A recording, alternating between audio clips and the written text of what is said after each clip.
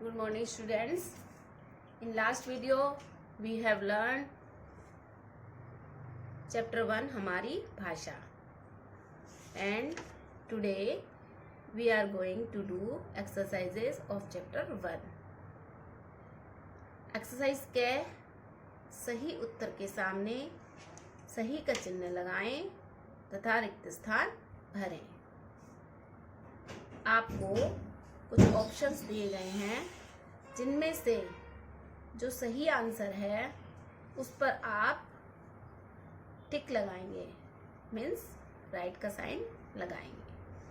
First है, अपनी बात दूसरों को बताने के लिए हम का प्रयोग करते हैं, भाषा का, सुनने का या पढ़ने का.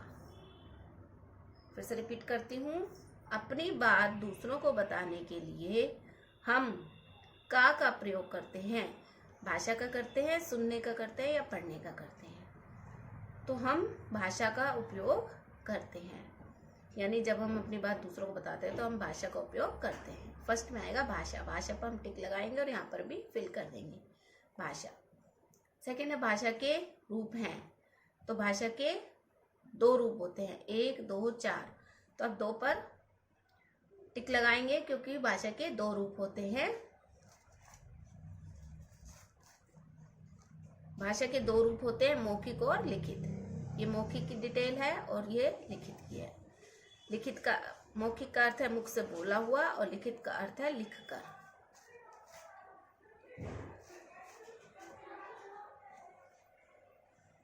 थर्ड नंबर है, मौखिक भाषा के अंतर्गत आता है. मौखिक भाषा के अंतर्गत आता है लिखना, बोलना, देखना. तो उसके अंतर्गत आता है बोलना. मौखिक मीन्स बोलना, यानी जब हम मुंह से बोलते हैं तो वो होती है मौखिक भाषा, बोलना. तो इसमें ऑप्शन दिए गए हैं लिखना, बोलना, देखना. तो आप बोलना पर टिक लगाएंगे. फोर्थ है, लिखित भाषा के अंतर्गत आता है सुनना, बोलना, पढ़ना.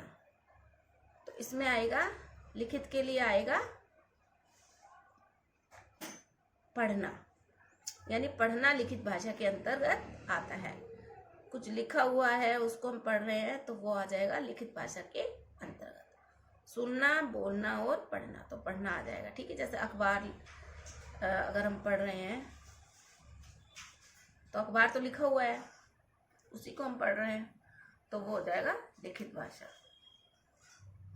ओके स्टूडेंट्स, फर्स्ट एक्सरसाइज क्या है, I have completed. एक्सरसाइज है, किस चित्र में लिखित भाषा का और किस चित्र में मौखिक भाषा का प्रयोग हो रहा है लिखिए. चित्र दिए गए हैं जिसमें हमें चित्र देखकर बताना है कि इसमें कौन सी भाषा दिखाई गई है. ये कौन सी भाषा है, इसमें बच्चा क्या कर रहा है, इसमें बच्चे क्या कर रहे हैं और इसमें बच्चा क्या कर रहा है. तो हमें ये बताना है कि ये लिखित भाषा है या मौखिक भाषा है, क्योंकि भाषा के दो ही रूप होते हैं, लिखित और मौखिक. फर्स्ट में ये बच्चा लिख रहा है कुछ अपनी कॉपी में, तो यह है लिखित भाषा. सेकंड में दोनों बच्चे आपस में कुछ कर रहे हैं, कुछ काम कर रहे हैं या कुछ शेयर कर रहे हैं, तो ये हो गई मौखिक भाषा, कुछ बोल रहे हैं एक दूसरे से. थर्ड में भी ये कुछ गा रहा है और वायलिन बजा रहा है, गिटार बजा रहा है, तो ये हो गया मौखिक भाषा.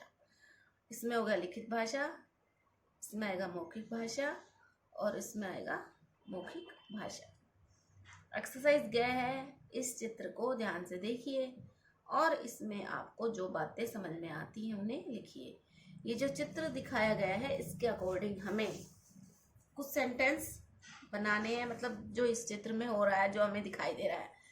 जैसे कि ये पार्क का चित्र है और पार्क में क्या हो रहा है, बहुत सारे बच्चे हैं और एक परिवार भी है जिसमें 2 बच्चे, एक लड़का एक लड़की है.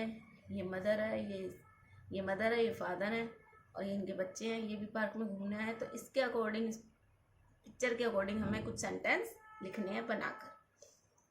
फर्स्ट है, बच्चे पार्क में खेल रहे हैं. सबसे पहले हम लिखेंगे बच्चे पार्क में खेल रहे हैं, बहुत सारे बच्चे हैं, ये सब पार्क में खेल रहे हैं. एक बच्चा कुत्ते के साथ खेल रहा है। इसमें एक बच्चा है, ये वाला, और ये कुत्ते के साथ खेल रहा है। एक परिवार पार्क में घूम रहा है। ये परिवार है पूरा, इसमें 4 मेंबर हैं और ये एक परिवार है, फैमिली है पूरी। ये पार्क में घूम रहा है। एक बच्चा आइसक्रीम खा रहा है। तो ये एक बच्चा है, ये इसमें से एक बच्चा आइसक्रीम खा रहा है। कुछ बच्चे झूला झूल रहे हैं। ये जो बच्चे हैं इधर वाले साइड में, ये बच्चे झूला झूल रहे हैं। पक्षी आसमान में उड़ रहे हैं। ये पक्षी है, ये आसमान में उड़ रहे हैं। एक पक्षी है या 2 पक्षी है, उड़ रहे हैं, उड़ रहा है। ओके, नेक्स्ट एक्सरसाइज है घ एक्सरसाइज। नीचे दिए गए वाक्यों के सामने बोलकर, लिखकर, सुनकर या पढ़कर लिखिए। ये जो सेंटेंस है, इन सेंटेंस को पढ़ करके हमें ये डिसाइड करना है कि इसमें क्या आएगा। मतलब बोलकर आएगा, आगे लिखा वो बोलकर लिखना, हमें लिखना है, लिखकर, सुनकर या पढ़कर। इनमें से ये 4 वर्ड्स हैं, इसमें से हमें कुछ भी इनमें लिखना है इन सेंटेंस के अकॉर्डिंग।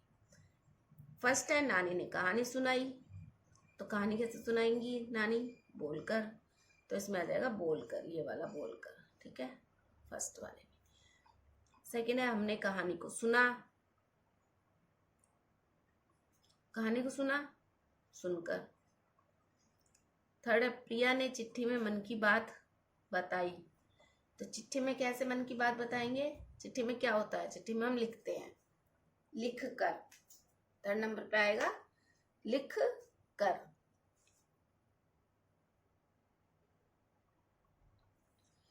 फोर्थ है, माँ ने चिट्ठी से प्रिया की बात को समझा।